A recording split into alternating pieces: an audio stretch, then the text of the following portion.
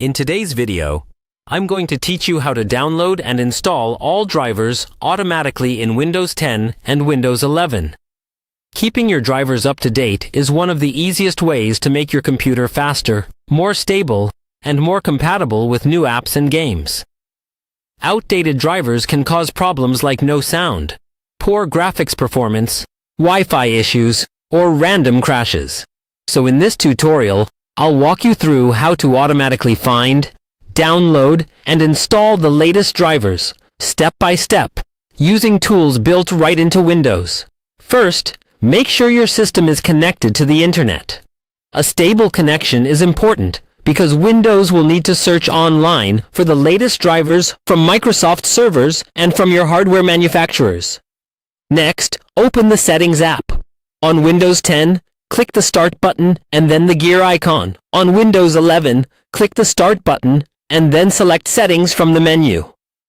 Once Settings is open, look for the section called Update and Security in Windows 10 or Windows Update in Windows 11 and click on that.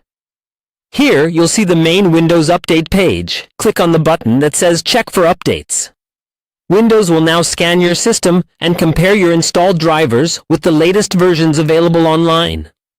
This may take a few minutes, so just let it run.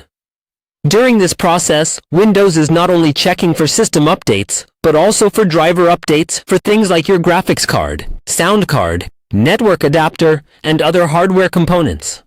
Once the scan is finished, Windows will show you any available updates. Some of these will be regular system updates, and some will be drivers. In many cases, Windows will start downloading and installing them automatically. If you see an option for additional or optional updates, click on that and look for a section named Driver Updates. Here, you can select any drivers you want to install, then click Download and Install. While the updates are being installed, try not to turn off your computer.